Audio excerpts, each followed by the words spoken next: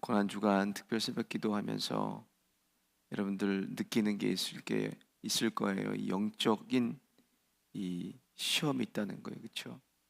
가려고 내가 내일은 꼭 나간다. 시계 맞춰놓고 잤는데 시계 소리를 못 듣고 아침에 가려고 눈 떴더니 7시가 돼버리고, 그런 영적인 전투들이 있는데 오늘 그래도 셋째 날까지 믿음으로 나오셔서 또 하나님 말씀 듣고 주의 십자가 바라보고 고난의 무게와 가치를 함께 나누시는 여러분들에게 큰 은혜 주시기를 예수님의 이름으로 축원드립니다. 사회학자들이 사람과 사회와의 관계를 연구할 때 빠지지 않고 등장하는 케이스 스터디가 있습니다. 그게 바로 아말라와 카말라의 이야기입니다. 1920년 10월 17일 인도 동부에서 미도 나폴의 정글에서 늑대 동굴에 두 소녀가 발견이 됩니다. 두 아이들은 늑대와 함께 굴 속에서 생활하고 또 늑대와 그의 일원으로 받아들여서 생물학적으로는 분명히 사람인데 생활은 늑대와 같이 합니다. 늑대같이 네 발로 기어다니고 그리고 생고기를 뜯어먹고, 발견 당시에 작은 아이는 2살이었고 큰 아이는 7살이었습니다.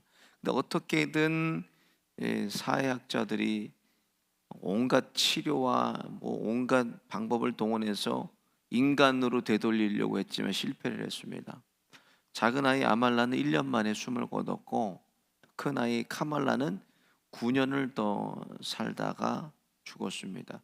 숨지기 전까지 30개 단어만 말할 수가 있었고 지능은 3세에서 4세 정도에 머물러 있었다고 합니다. 그래서 차라리 구출하지 않았다면 그들이 더 오래 살지 않았을까, 사회학자들이 많은 후회를 했다고 합니다. 이것을 통해 주는 메시지는 사람은 사회적인 존재라는 것입니다. 그래서 그리스의 철학자 소크라테스는 사람은 사회적 동물이다 이렇게 정의했습니다. 그만큼 혼자서는 살아갈 수 없는 존재가 사람이고 이렇게 사람들과 더불어 살아가는 것이 사람입니다. 하나님께서 사람을 창조하셨을 때도 사람은 더 다른 사람들과 더불어 살도록 우리를 창조하셨습니다. 그런데 타락한 이후에 사람은 자기 중심적으로 변하고 이기적으로 변해서 모든 것을 다 내 중심에서 내가 중심이 돼야 됩니다. 다른 사람들과 그래서 함께 더불어서 사는 일이 쉬운 일이 아닙니다. 쉬운 일이. 그래서 사람들과 함께 살다 보면 항상 문제가 생기게 되고, 문제가 생기는 곳에 가면 항상 사람이 있습니다. 문제가 끊이질 않아요. 하나님이 그렇게 만드시지 않았지만 죄라는 것이 사람에게 들어오면서 타락한 사람의 특징으로 모든 것을 자기 중심적으로 생각하고 따지고 그것을 계산하는 습성을 사람이 가지고 있습니다. 그래서 사람은 모든 것이 자기 중심으로 돌아가야 만족해요. 자기 마음대로 다 돼야 직성이 풀립니다. 그리고 딱 봐서 자신에게 조금도 이익이 되지 않으면 그 일을 안 하려고 그럽니다. 누가복음 10장에 예수님께서 이런 이기적이고 계산적인 우리를 강도 만난 자의 비유를 통해서 책망하셨어요. 강도 만나 죽어가는 사람을 보고 제사장도 레위인도 그냥 보고만 다 지나쳐 버립니다. 그런데 유대인들이 개, 돼지로 여기는 사마리아인이 그를 보고 자신의 가지고 있는 전부를 다 내어서 그를 살려줍니다. 만약에 그 강도 만난 사람이 유대인들이 날마다 오고 가는 예루살렘 성전 앞에서 그렇게 쓰러져 있었어 봐요. 그냥 너도 나도 할 것 없이 다 달라붙어 갖고 그 강도 만난 자를 살려냈을 거예요. 이 땅을 살아가는 현대인들의 생활 속에 문제가 무엇인가? 우리의 문제는 대부분 이기심이에요. 이기심. 오늘 본문 말씀, 예수님께서 이제 십자가를 지셔야 될 때가 돼서 제자들의 발을 씻기고 하신 말씀이 본문에 기록되어 있습니다. 예수님께서 제자들에게 물으셨어요. 12절에 보니까 내가 너에게 행한 것을 너희가 아느냐 이렇게 물어보셨습니다. 14절 15절에 이렇게 말씀하십니다. 내가 주와 또는 선생이 되어 너희 발을 씻겼으니 너희도 서로 발을 씻기는 것이 옳으니라. 내가 너에게 행한 것 너희도 행하게 하려 내가 본을 보였노라 이렇게 말씀하십니다.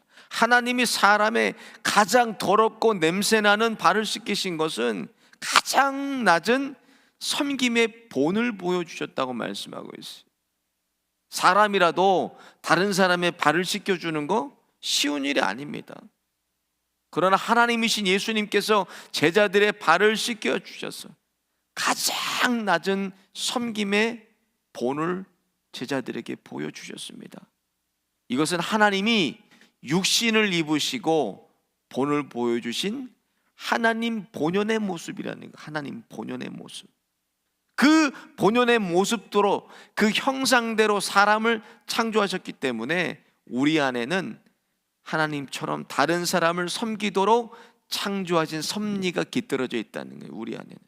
그래서 특별히 그리스도인들은 우리들의 작은 부분이든 마음의 작은 소리든 스스로가 잘 알아요. 예수님처럼 우리도 이타적인 삶을 살아야 된다는 거 압니다.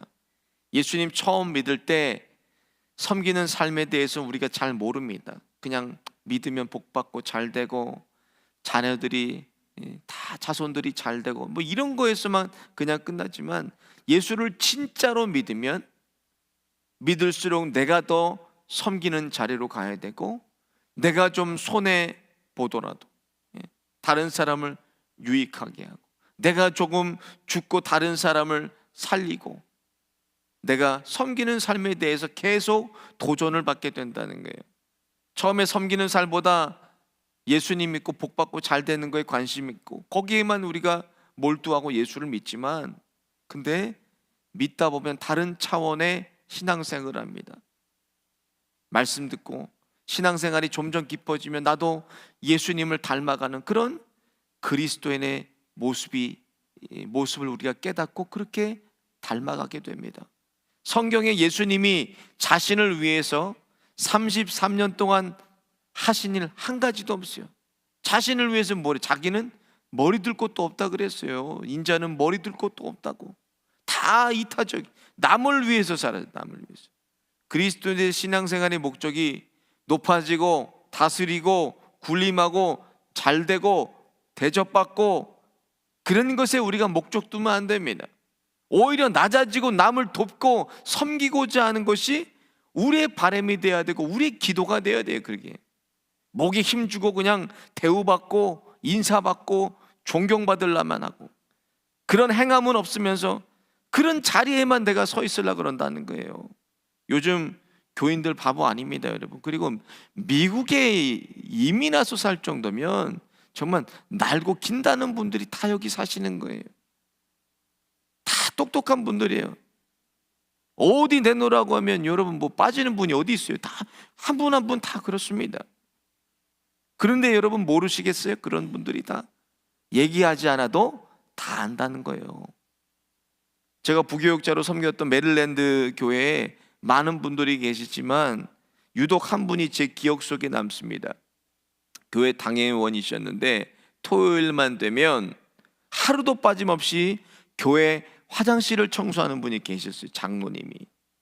은혜 받고 나서 나같이 더럽고 이 추한 인생을 하나님 구원해 주신 거 너무 감사해서 교회에서 가장 더러운 곳이 어딘가, 남이 안 하려고 하는 거 그것이 어딘가, 그때부터 화장실 청소를 하기 시작했어요. 개척교회부터 20년간 교회를 청소, 화장실만 매주 토요일마다. 평신도에부터 장로가 돼서도 화장실 청소하고 계셨어요. 예수님을 우리가 무엇이 되기를 바라셨나? 마태복음 5장에 보면 너희는 세상의 빛이요 너희는 세상의 소금이라고 말씀했어요. 어디 그냥 군림하고 힘주고 목에 힘주고 대우받고 섬김을 받으란 말로. 여러분 빛과 소금이 무엇입니까? 세상에는 꼭 필요한 거예요. 없어서는 안 될 것들입니다. 근데 꼭 필요한 존재라고 살아가라고 말씀하셨지만 소금은 자신을 녹여야만 짠맛을 낼 수가 있습니다. 빛도 마찬가지예요. 빛은 자신을 태워야 빛으로 어둠을 밝힐 수가 있습니다. 전 세계에서 디아스포라 돼서 살고 있는 이스라엘 유대인들의 가장 큰 특징 중에 하나가 그들은 세상 어디에도 없는 선민사상을 가지고 살아갑니다. 자신들만 하나님께 선택받은 민족이라는 게 선민사상은. 그래서 유대인들은 다른 민족들을 용납하고 다른 민족들을 인정하지를 않습니다. 유대인들은 자신들만 하나님의 주신 특권을 누려야 한다고. 그렇게 살던 이스라엘을 보세요, 여러분. 2000년 동안이나 전 세계를 유랑하고 다녀요. 유랑하고. 나라가 없었습니다. 이스라엘 2000년 동안. 2차 대전에 홀로코스트 당했죠. 600만 명이 죽었어요.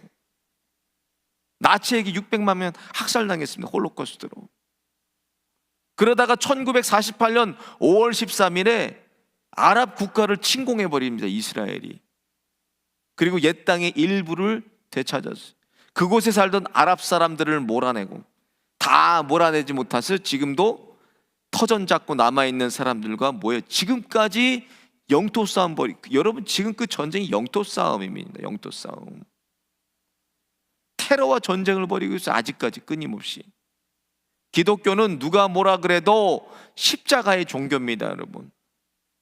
십자가는 수직의 막대기와 수평의 막대기가 교차해서 이루어지는 게 십자가입니다, 여러분. 수직은 하나님과 나의 바른 관계예요, 나와. 그리고 수평은 사람들과의 바른 관계예요. 성도 간의 교제, 사람들과의 교제를 얘기해요. 하나님만 잘하고 잘 믿고 그냥 사람들과 관계는 엉망해. 보면 다 도망가요, 다 도망. 어떤 분은 사랑과의 관계는 잘하는데 수직적인 관계를 못해. 하나님께는 못해요. 여러분, 그런 관계에 있는 예물은 하나님이 받지 않으신다고 그랬어요. 마태복음 5장 24절에 보면 예물을 제단 앞에 두고 먼저 가서 형제와 화목하고 그 후에 와서 예물을 드리라고 말씀하셨어요. 예배를 드리는 것보다 먼저 하나님은 우리가 화해하고 살기를 원하신다는 거예요. 예물을 드리는 것보다 우리는 먼저 하나님과 사람들과 좋은 관계 갖기를 하나님이 원하신다는 거예요. 그 말씀은. 여러분, 나만 하나님의 사람입니까? 이것은 교만입니다. 하나님은 나만 사랑하세요. 나만 특별히 사랑하신다는 거예요. 하나님은 다른 사람도 하나님의 자녀와 같이 똑같이 사랑하셔요. 그 사람도 나만 존귀한 사람. 여러분, 이건 영적 교만입니다. 나만 존귀한 사람이고 나만 사랑받는 사람이고, 하나님은 다른 사람도 존귀 여기시고 다른 사람도 나와 똑같이 사랑하십니다. 왜 그렇습니까? 예수님의 피값으로 우리를 사셨다는 건 나만 산 게 아니에요, 여러분. 여러분도 예수님의 피값으로 사셨습니다. 그 생명으로 우리 한 사람 한 사람을 예수님께서 사셨기 때문에 세상의 전부보다도 하나님이 우리를 사랑하신다는 거예요. 그래서 다투는 자녀를 바라보는 부모의 마음이 어떻겠냐는 거예요. 저는 아이들의 다른 건 다 용서를 해요. 다 받아들일 수가 있고. 근데 아이들끼리 싸우는 거는 정말 너무 힘들어요. 부모가 그 모습을 봐. 하나님의 마음도 똑같아요. 부모들이 가장 속상한 거 자녀들이 싸우는 거 아닙니까, 여러분? 화목하지 않는 거잖아요. 주님은 우리가 주님과 바른 관계를 가지기 원하시지만 그리스도 안에 형제 자매된 하나님의 자녀들과 우리가 어떤 관계를 맺고 지금 주님을 믿냐는 거예요. 십자가의 수직의 막대기와 수평의 막대기가 서로 교차함 같이 서로 화합하고 의존하고 서로 섬길 때 십자가의 생명의 가치를 깨닫고 그 능력을 경험하면서 우리가 살 수 있는 것입니다. 특별히 우리 안에 깃든 하나님의 창조의 섭리가 회복돼서 내가 좀 손해보더라도 다른 사람 좀 유익하게 하고, 내가 좀 희생하더라도 다른 사람 좀 편하게 하고, 내가 더 섬겨서 다른 사람에게 예수 그리스도를 보여주는 그런 섬기시는 창조의 섭리가 다시 한번 회복되시기를, 그런 고난주간 되시기를 예수님의 이름으로 축원드립니다. 오늘 말씀 생각하시면서 함께 찬양하고 기도하겠습니다.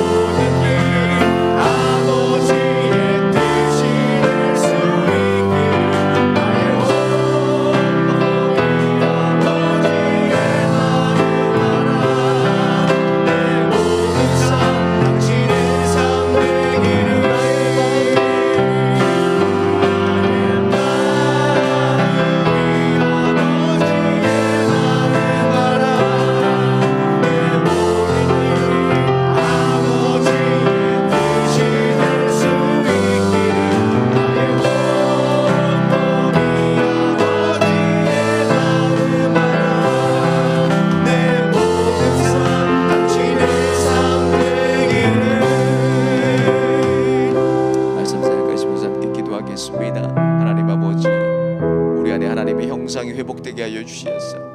내가 먼저 섬기게 하여 주시고, 내가 좀 손해보게 해 주시고, 내가 좀 희생해서 다른 사람 유익하게 하고 편하고 또 세우는 섬기는 그런 하나님의 형상이 우리 안에 회복되게 하여 주옵소서. 고난주간 십자가 묵상하면서 두 막대기가 교차하여 십자가를 세우고 섬기고 화합하고 의존하고 격려하고 세우는 십자가의 생명의 가치를 깨닫게 하여 주옵소서. 주여 한번 부르짖고 함께 기도하겠습니다. 주여